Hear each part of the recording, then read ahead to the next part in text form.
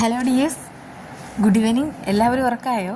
എന്തായാലും നമുക്ക് ഒരുപാട് വിശേഷങ്ങൾ പറയാനുണ്ട്. ഓണത്തിൻ്റെ അവർ എല്ലാവരും തിരക്കിലായിരിക്കും. ഞങ്ങൾക്കിവിടെ ഓണമൊന്നുമില്ല, പക്ഷേ എല്ലാവർക്കും ഒരു നല്ലൊരു ഓണം ആശംസിക്കുന്നു.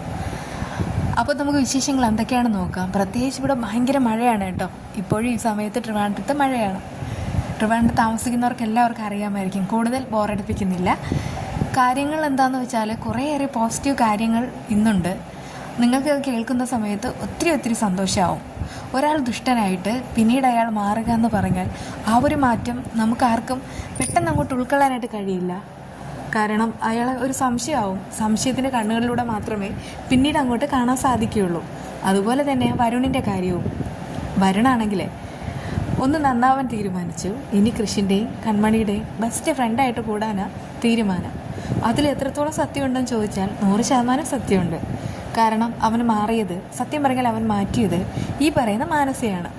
അവളിങ്ങനെ ബലരാമനോട് കൂടുതൽ ഒട്ടിച്ചേരുന്ന സമയത്ത് വരുണിനെ അതൊന്നും പിടിക്കുന്നുമില്ല. താനൊരു കറിവേപ്പിലായിട്ട് പോകുന്നു എന്നുള്ള കാര്യത്തിൽ അയാൾക്ക് സംശയമാവുന്നു. അത് വെറും സംശയമല്ല, അത് സത്യമാണ്. അങ്ങനെ നേരെ കൃഷ്ണനെയും കൺമണിയും കാണാനായിട്ട് വരുന്നുണ്ട്. തൻ്റെ സത്യസന്ധത മുഴുവനും തുറന്നു പറയുന്ന സമയത്ത് അവർ രണ്ടുപേരും അത് ഉൾക്കൊള്ളുന്നില്ല. കാരണം ഇവൻ്റെ സ്വഭാവം അറിയാവുന്നതാണ്. പലപ്പോഴായിട്ട് ഇവൻ ഓരോ കാര്യങ്ങൾ ചെയ്തു കൂട്ടി. ഇതുപോലെ 1-2 തവണ മാപ്പ് പറഞ്ഞു, ഇനി ഒരിക്കലും ശല്യപ്പെടുത്തില്ലെന്ന് പറഞ്ഞു. പക്ഷെ അതിനുശേഷം ഇതിനേക്കാളൊക്കെ 100 മടങ്ങ് ഉഗ്ര പണിയായിട്ടാണ് വന്നത്. അതുകൊണ്ടൊക്കെ ഇവനെ അങ്ങോട്ട് വിശ്വസിക്കാൻ കഴിയില്ല. അതിന് കൃഷ്ണനെയും കൺമണിയും കുറ്റം പറഞ്ഞിട്ട് കാര്യമില്ല.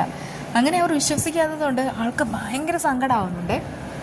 അങ്ങനെ ആൾ അവിടെ നിന്ന് പോവാണ്. പ്രായശ്ചിത്തത്തിൻ്റെ ആദ്യ പടിയായിട്ട് പണം തിരികെ കൊടുക്കുക. അതായത് ശ്രീനിവാസൻ താനായിട്ട് ഉണ്ടാക്കിയ ആ ഒരു സ്വത്തിൻ്റെ എല്ലാം പോകും എന്നുള്ള ആ ഒരു നിലപാടെത്തുന്ന സമയത്ത് എന്ത് ചെയ്യണമെന്ന് അറിയാതെ ഇങ്ങനെ നടക്കുന്ന സമയത്ത് ആളുടെ മുന്നിൽ ഒരു ബാഗ് വന്ന് വീഴുന്നുമുണ്ട്. ആ ഒരു ബാഗ് താൻ കണ്ടിട്ടുണ്ടല്ലോ, അത് തൻ്റേതാണെന്ന് മനസ്സിലാക്കുന്ന ഒരു നിമിഷം അത് അയാൾക്ക് ഭയങ്കര സന്തോഷമുള്ള നിമിഷമാണ്. ആ സമയത്ത് അത് കയ്യിലെടുക്കുന്നു, തുറന്നു നോക്കുന്നു. അതേ പണം തന്നെയാണ്. തൻ്റെ പണം, തനിക്ക് നഷ്ടപ്പെട്ട തൻ്റെ പണം. അതിൻ്റെ പേരിൽ തലയ്ക്കൊരു അടിയും കൊണ്ടു.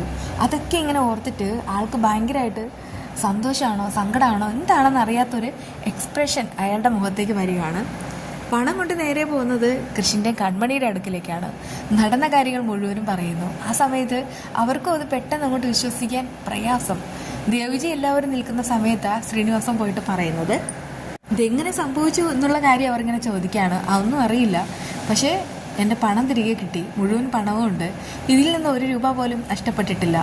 ഇതൊക്കെ അറിഞ്ഞിട്ട് അവർക്ക് ഭയങ്കരമായിട്ട് സന്തോഷമാവാണ് കേട്ടോ. എന്താ പറയേണ്ടതെന്ന് പോലും അറിയാത്തൊരവസ്ഥ. ആ സമയത്ത് ഈ ശ്രീനിവാസനും അങ്ങനെയൊക്കെ തന്നെയാണ്. ഇനിയിപ്പോൾ ഈ പണം മുഴുവനും ബാങ്കിൽ കൊണ്ടുപോയി വീട്ടാം, എന്നിട്ടാണെങ്കിൽ ആധാരം തിരിച്ചെടുക്കാം. പക്ഷേ ഇവിടെയാണെങ്കിൽ പണം വേണമെങ്കിൽ കൃഷിന് കൊടുക്കാം. കൃഷിനൊരു പുതിയ ബിസിനസ് തുടങ്ങണമെന്നുണ്ടെങ്കിൽ ഈ ഒരു പണം ഒരു ചെറിയൊരു സഹായമാണ്. പക്ഷേ അത് കൃഷിന് മേടിക്കുമെന്നുള്ള കാര്യത്തിൽ സംശയമുണ്ട്. അങ്ങനെ നമുക്ക് ആ ഒരു സന്തോഷം തിരികെ കിട്ടിയിരിക്കുകയാണ്. ഈ ഒരു സന്തോഷം ആഘോഷിക്കേണ്ടേ കൃഷിയും കൺമണി നന്നായിട്ട് ആഘോഷിക്കുകയാണ്. അവരുടെ ആഘോഷം എന്ന് പറഞ്ഞാൽ നമുക്കറിയാം, റൊമാൻസ്, ഭയങ്കര റൊമാൻസ്.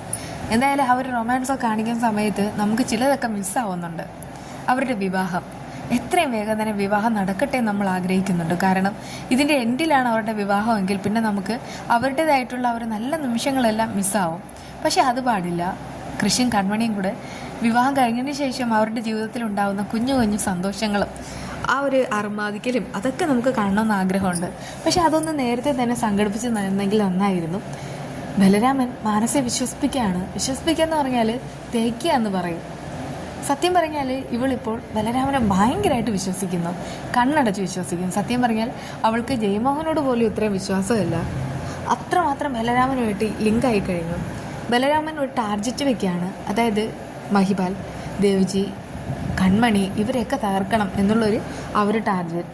ഇവൾ അതും വിശ്വസിക്കുകയാണ്. സത്യം പറഞ്ഞാൽ വേണമെങ്കിൽ ഈ ബലരാമന് ഇക്കാര്യം അമ്മയോടെങ്കിലും തുറന്നു പറയാം, പക്ഷെ പറയില്ല. അതാ ബലരാമൻ. കാരണം ബലരാമനാണെങ്കിൽ എല്ലാം തിരിച്ചു പിടിക്കണം. അതിനു വേണ്ടിയിട്ട് ഇപ്പോൾ ആരോടും പറയാൻ തീരെ താല്പര്യമില്ല. അങ്ങനെ ബലരാമൻ അയാളുടേതായിട്ടുള്ള ലക്ഷ്യത്തിലേക്ക് അടുത്തുകൊണ്ടിരിക്കുകയാണ്. നോക്കിക്കോ, ഈ മാനസയ്ക്ക് എല്ലാം പോകും, എല്ലാം തകരും. ആ സമയത്ത് അവൾക്ക് ഇനി ഓരോന്ന് കിട്ടാനായിട്ട് പോകുന്നതേ ഉള്ളൂ. അതങ്ങനെ നമ്മുടെ വീഡിയോയിൽ വിശേഷം അറിയേണ്ടേ, ഇതൊരു തോരനാണ്. തോരൻ എന്ന് പറഞ്ഞാൽ ഇതിൻ്റെ കളർ കണ്ടാൽ നിങ്ങൾ ഞെട്ടും. പപ്പായയാണ്, പച്ച പപ്പായ. പക്ഷെ ഒരല്പം കളർ വെച്ച് പോയി. മധുരിക്കുമോ എന്നുള്ളൊരു ഭയം ഉണ്ടായിരുന്നു. പക്ഷെ ഇന്ന് ഇവിടെ കറി വയ്ക്കാൻ ഒന്നുമില്ല. എന്താണെന്നറിയില്ല, ഓണമായിട്ട് ഒന്നുമില്ല. അതുകൊണ്ട് തന്നെ അടുത്ത പറമ്പിൽ നിന്ന് എടുത്തിട്ടുള്ള ആ ഒരു പപ്പായയാണ്. ഇത് ചെറുതായിട്ട് നുറുക്കിയെടുത്തു. എന്നിട്ട് ഉപ്പിലിട്ട് കഴുകിയെടുത്തതാണ്. പിന്നെ ഒരു പാൻ അടുപ്പത്ത് വെച്ചു. പാത്രം ചൂടായ സമയത്ത് എണ്ണ ഒഴിച്ചു, കടുക് പൊട്ടിച്ചു, ചെറിയ ഉള്ളി ഇട്ടു, പിന്നെ കറിവേപ്പില ഇട്ടു. ഇതെല്ലാം കൂടെ ഒന്ന് വാടി വരുന്ന സമയത്ത് പപ്പായ ഇട്ടു. അതും വാടി വന്നു. ആ സമയത്ത് അരപ്പിട്ടു. അരപ്പെന്ന് പറയുന്നത് നമ്മുടെ തേങ്ങയും പച്ചമുളകും ജീരകവും ഉപ്പും ഇതും കൂടെ എല്ലാം കൂടെ ചതച്ചതായിട്ടുള്ള ആ ഒരു മിക്സാണ്. അതുകൂടെ ഇട്ടിട്ട് വെള്ളമില്ലാതെ നമ്മളൊന്ന് നന്നായിട്ട് മിക്സാക്കി എടുക്കുക. ഇത്രയേ ഉള്ളൂ. അടിപൊളി തോരനാണ്. ഒന്ന് പരീക്ഷിച്ച് നോക്കുക. അപ്പോൾ നമുക്ക് വിശേഷങ്ങളുമായി വീണ്ടും കാണാം. നമുക്ക് ഓണമൊന്നുമില്ല. ഓണം ആഘോഷിക്കുന്ന എല്ലാവർക്കും നല്ലൊരു ഓണം ആശംസിക്കുന്നു. ബൈ.